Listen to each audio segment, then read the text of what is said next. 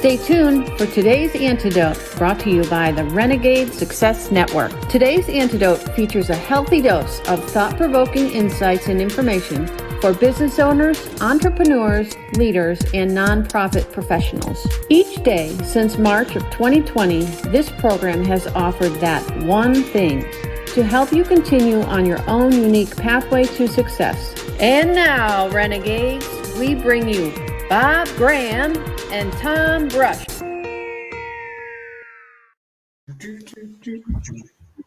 I got ahead of myself. You got behind. I'm sleeping at the wheel. Let me go back at the do. Hey, Tom. Good morning. Good morning, Bob. How are you? Happy I'm Wednesday okay. to How are you. you? It's all going on today, right? Yeah. You know, just was caught up in my thoughts thinking about what we're going to say and fell asleep. You're freezing, Tom. This is never a good sign. Yep, you froze out. Yeah, you're pixeled and you're garbled. So anyway, folks, sorry about the technical difficulties. I'm Bob Graham, and that is, if you're watching, a pale imitation of Tom Brush, who usually moves more than that.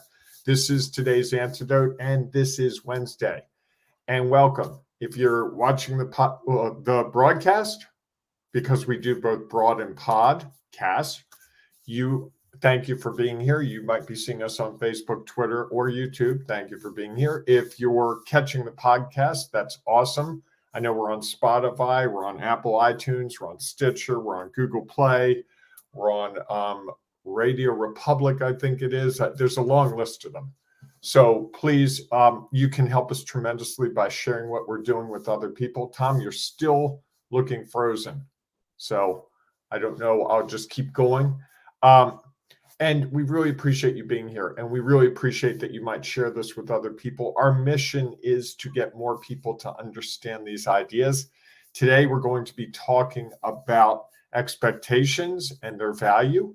And hopefully Tom will be back for that. Looks like he might be coming back. So Tom, one of the things we start our program with every day, if we're both here, is celebrations. And the reason we do that is we believe that celebrations set the stage for more achievement the next day. Simply put, if you can find something that went well yesterday, even something small, and it's not tied to results, it's just tied to taking the step, you're more apt to take bigger steps the next day. And we've seen this in ourselves in coaching each other, and we've seen it in the people we work with, that they celebrate, and next thing you know, their whole attitude towards what they're doing changes. And it's like, oh, wow, you know what? I am farther than I thought. Wow, I didn't even think that I could do this thing. So Tom, what today are you celebrating? So I am celebrating that. So as some people know, and we've talked about on this show, that I to my coaching, I also officiate girls and women's lacrosse. And so yesterday I get a notification that I have a new assigned game for the spring. And I have been assigned my first Division I women's lacrosse game. So that was an exciting thing. Bucknell versus Colgate, Patriot League game, which will be. Oh, nice. Awesome. People, you probably don't understand all the work that goes into getting to that point. Tom, you've been officiating for how many years? I think 5 or 6. Okay. And working your ways up. It's a lot like baseball or football. You work your way up through the ranks to get to this level. And Tom is getting up there at the top level. Before long, we'll be seeing him on ESPN, and he'll be the guy with the whistle and telling the people, exactly what happened in that official's voice. Yeah, I don't know about that, but we'll see. You never know. But it's interesting because I think and while that's work, it's also part of this other thing that I enjoy to do. It's kind of like your promotion, right? Mm-hmm. If you're working along and you figure out, okay, where am I at and what do I need to do to get to where I want to go? And then you take those small steps to improve and get better and learn new skill sets and understand things differently, gain a new perspective. And so it is kind of like a promotion, which is exciting as well. So nice. Thanks. How about you? What are you celebrating?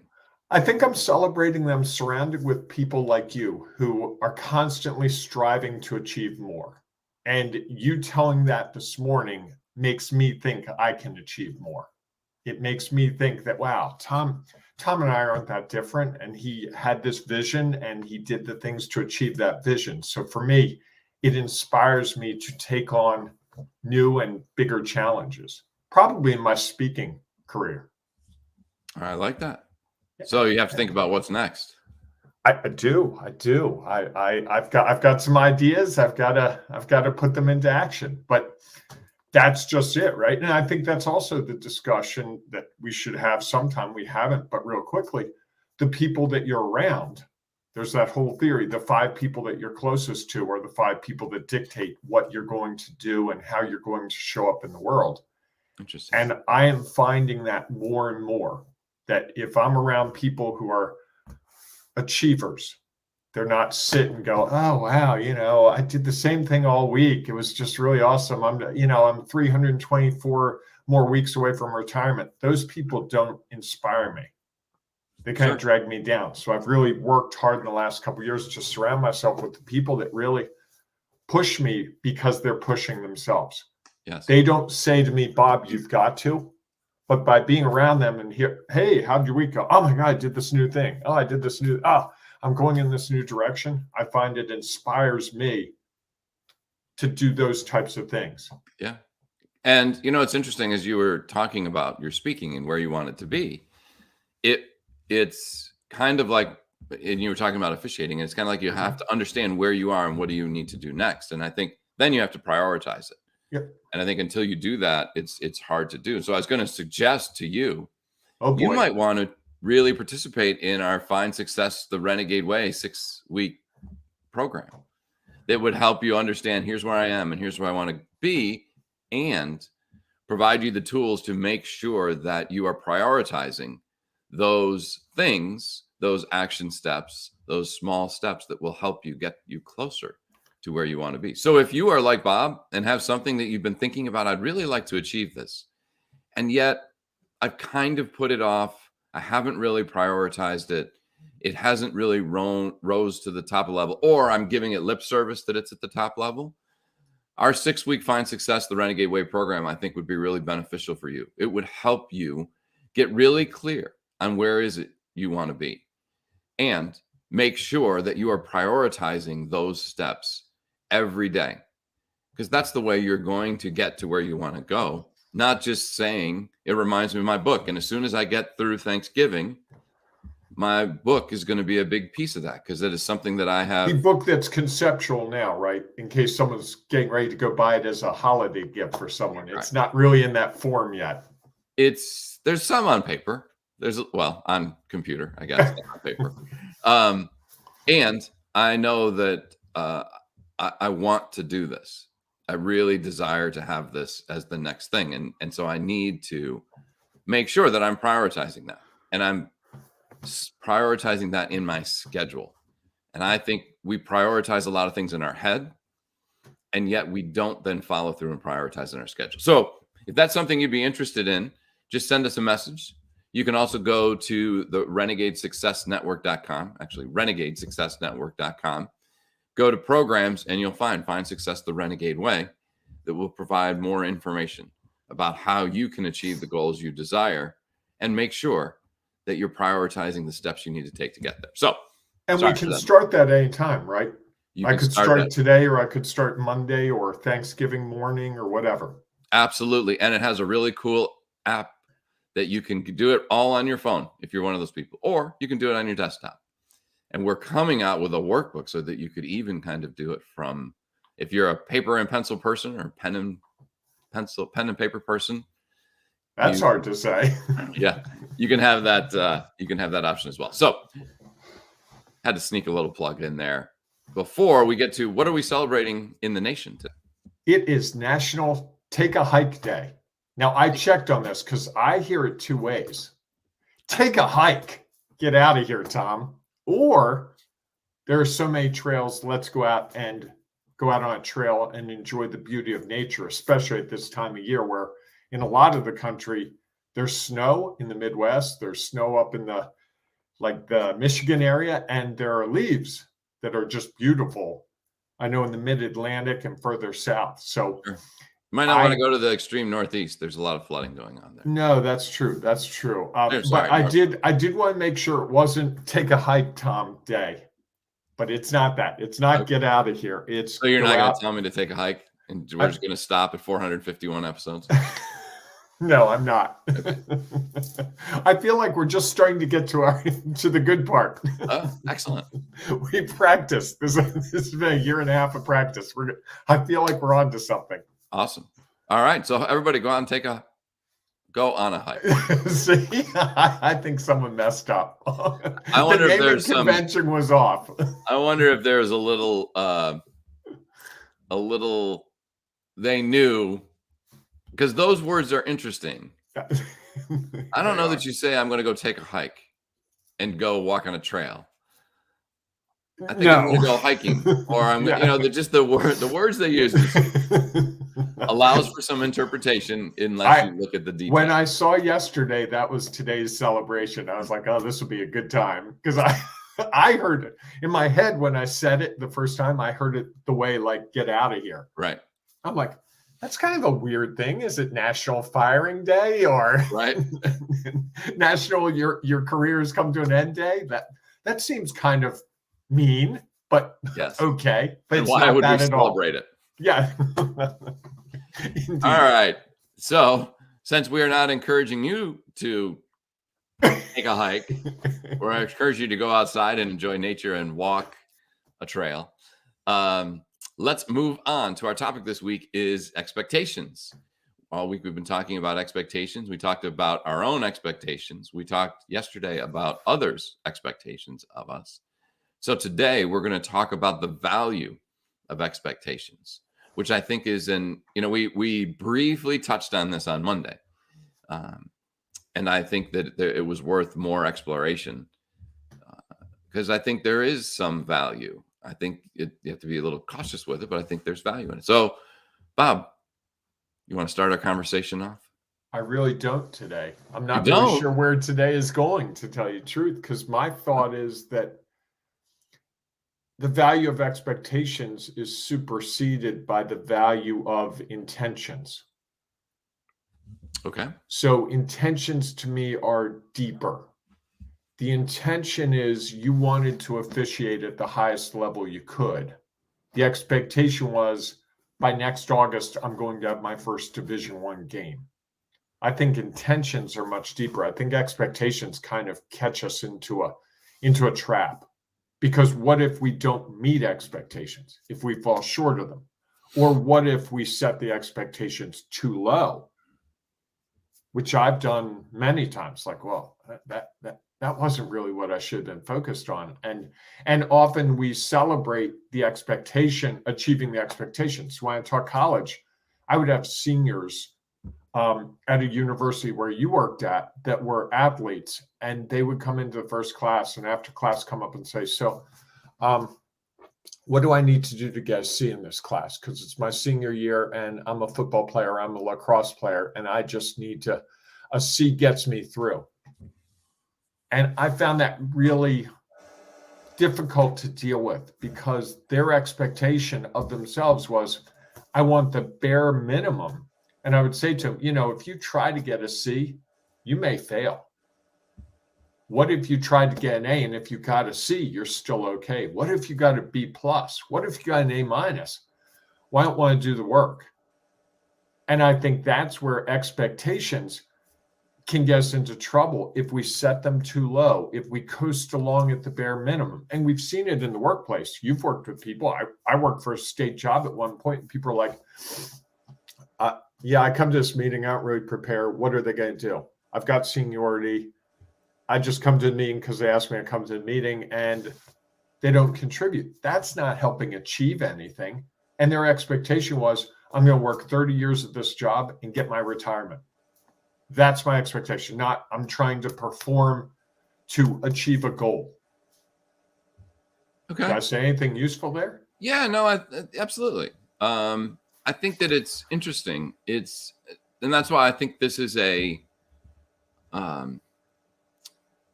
this conversation can go a lot of ways. because I think that also there is something about the expectations, going back to the expectations on ourselves. There are ways that I would like to live, things that I would like to show up, the ways that I want to show up. And there are times.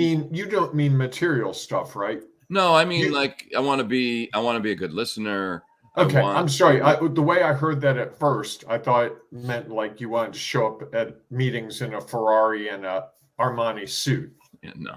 And yet, I wanted to clarify that, because correct. If you hear it that way, which is fine, that's not. But I knew that wasn't what you were saying there. And at the same time, there are ways that when I arrive at some place that I believe I should appear. So, for an example, well, just because we were talking about lacrosse, we'll go back to it. There was a day when I knew the day was going to be awful. I just knew we were short officials. I was just signing a tournament. It was running from like 8 until 5. And I knew I was going to be on the field all day long. And it was the second day. So I was like, you know what? I really, in some ways, don't care. I'm going to wear long compression pants to save my legs. And then wear my shorts over them. So as it turned out, the compression pants were very black. Mm-hmm. The shorts had faded a little bit.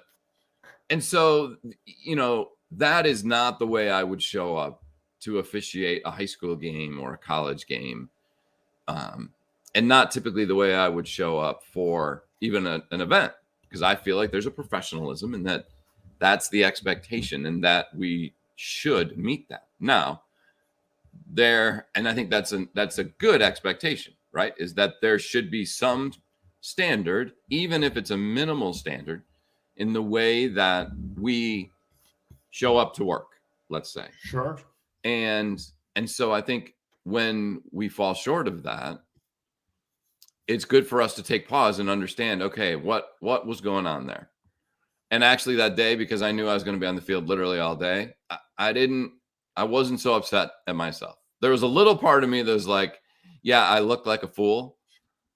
And the other part of me was like, today I don't really care, because somehow I have to stay on my feet all day long, and this might be the one way to do that. And I also think that, so there's that. How do we, the expectation of how do you show up dressed physically, but then also how do you show up? And I think for myself, having worked at a state institution, state organization, I saw that. And that was not the expectation I wanted for myself. I wanted it to be different. And yeah, there were days when you're around it that often, sort of as you were alluding to in your celebration, you fall into that trap.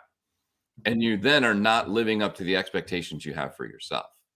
And I think that we can, like I started to a little bit on the lacrosse field, want to beat ourselves up. Mm.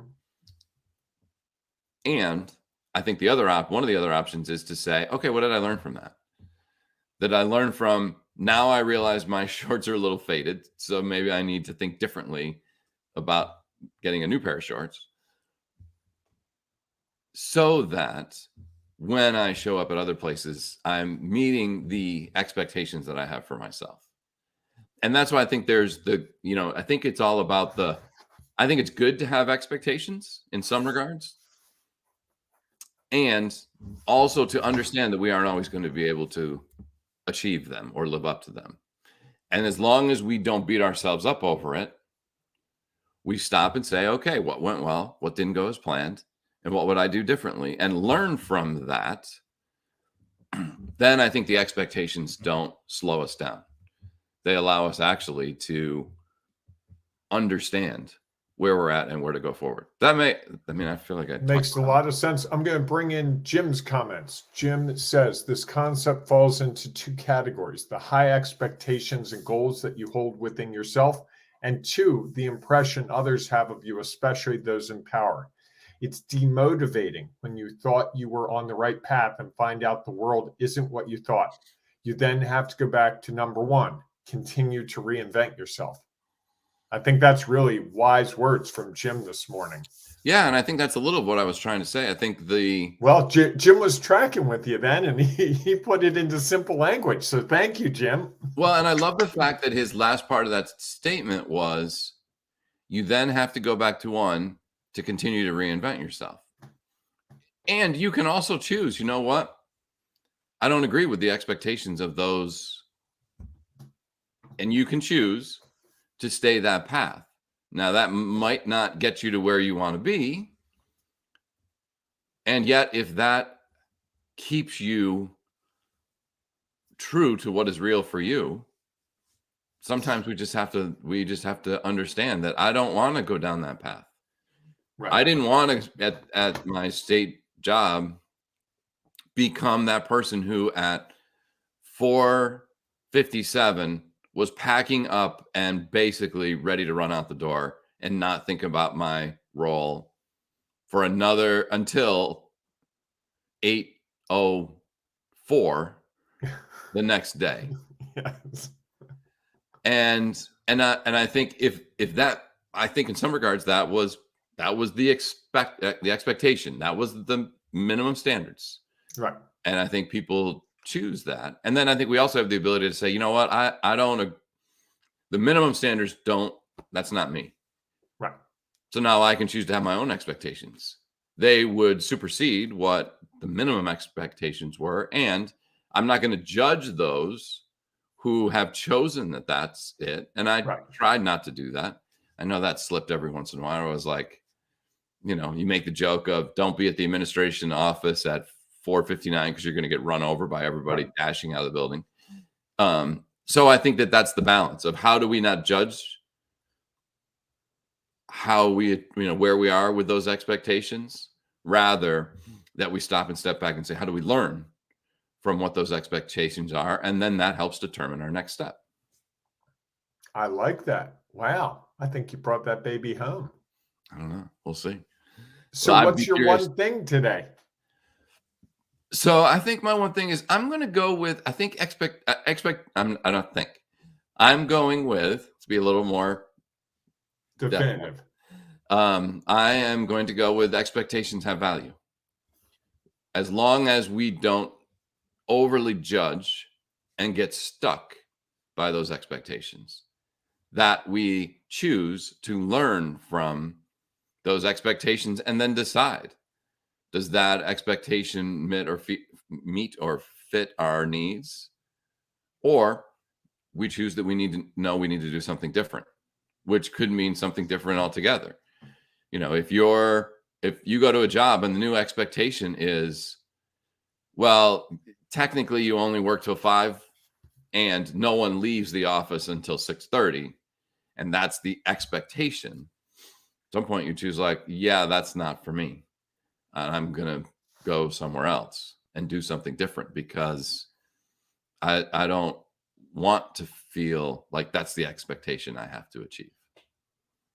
I think I like that. I'm gonna dig into a slight piece of it with my one thing, which is ultimately you have to set the expectations for yourself. Now, yes, you could be in a job where they say, hey, Bob, you're going to travel every weekend for 52 weeks a year. That's not what I want to do. And then you've got to make the courageous decision to deal with that. I'm sorry, could I only travel 26 weeks? Or I'm sorry, this isn't the right job for me because I just can't do that. I think often, I know for me at least, I've tailored my expectations to others' expectations more than I probably should. And the result has been lots of frustration and lots of aggravation because I've lost the what I want to do in that. And I think that's part of the problem with expectations. Sure. I think if someone is setting expectations that either we don't think are realistic or are under where we want to do, now we have a choice to decide. Or inconsistent with our values. Well, right? Sure, of course. That's another one that I would think. Hey, we gouge everyone. that, if they're really poor and we can sell them this car and charge them a 35% interest rate, that's a win for us. Sure. I have a problem with that. Yeah. And that's okay. Anybody. Well, Yeah, but, well, right. but there are people that, you go into that situation. It's like, well, I need a job. And you've got to, at some point, you've got to have a moral compass. And I think that's part of how ultimately I try to set expectations for myself is, okay, what comports with my morals and values? And then does this opportunity, whatever it is, fit with that? If it doesn't, I'm looking for alternatives. Sure. Yeah. Even in friendships. If you have friendships with people and they do things that you're like, whoa, I can't be a party to that. Then that's the expectation was, hey, we were going to be friends and we had similar values. That expectation is unmet. I'm moving on. Sure. And businesses we work with, vendors that we choose, companies we work with, businesses we partner with, all those things, there's an we do billing this way. Like I know someone who his expectation is he will not pay an invoice for 120 days. And his argument is no one's going to sue me as long as I paid in 120 days. And I get that for an extra 60 days, I have my money. Sure. I have a moral problem with that. As a vendor who waits to get paid sometimes, it's like, right. No, that's not cool. The work got done 120 days ago and you haven't paid for it. Yes. And that impacts how you're able to do what you want to do. So Correct. Yeah, I think there are a lot of expectations around every situation we're in. And so understanding that and being clear on when they, as you say, fit within what's real for you, or when they fall outside of that and you're not willing to adjust to understand for it, you now have decisions that you have to make. Right. Don't have to. You can choose to stay stuck and be in that situation, or either way, it's a choice. Yep. All right. Interesting conversation. That was I didn't know where that was going to go, and I'm not sure I understand where it went. I think I may have to go back and listen to it again. Yeah, it's always good to sometimes re-listen. So, folks, we appreciate you being there. Thank you, Jim, for your comment, and any others. If you have something you'd like to share, you have one thing that you'd like to offer in this topic around expectations, even if it's not just about their value, it's about your own or others' expectations, please feel free to share it in the chat. Or if you are listening to our podcast and are not yet a member of our Ring of Renegades Facebook group, what's wrong with you? Don't have too high expectations for podcasts. Okay, they're busy. They're probably driving or exercising or putting away the dishes, and they haven't had a chance to pull out their phone and join. Okay. Or maybe they're not on Facebook and they've chosen that didn't fit the expectations they had for Facebook. Ooh. Wow. We should move to another platform someday. Anyhow, so if you haven't joined our Ring of Renegades Facebook and you'd like to comment and share with another community about this topic or others, just go to Facebook, search for Ring of Renegades, and all you have to do is ask to join. Tell us why you're a renegade, because we've created a private group because we want to create a space where people are in there truly to help others work through, figure out, and then celebrate all of these different topics that we discuss, because they're not easy topics. And I think we walk into every situation with expectations. And when they aren't met, we have to figure out like, okay, how am I going to do this differently? And that's not an easy discussion to have alone. And so we hope that you will come join us in the Ring of Renegades Facebook group. And I don't know where I was going to. Hope you join us there. That's all I guess it is. I was trying to figure out what was coming next. I didn't know how to help you. So was I, and I didn't get there. So, folks, thanks so much for being a part of our show today. We look forward to seeing you inside the Ring of Renegades Facebook group, or we'll see you tomorrow morning, 8 a.m. Eastern Time, for our next edition of today's Antidote. Have a great day, everyone. Hey, embrace the renegading you and get outside and take a hike, but don't tell anyone to take a hike. Well done. Thank you. Thanks for listening to today's Antidote, powered by the Renegade Success Network. The Renegade Success Network helps you confidently create your own unique pathway to success. To learn more about the Renegade Success Network and how you can take your next step, follow us on Twitter, connect on LinkedIn, or join the Ring of Renegades Facebook group. For full details on how you can join our community, go to renegadesuccessnetwork.com. Embrace the renegade in you.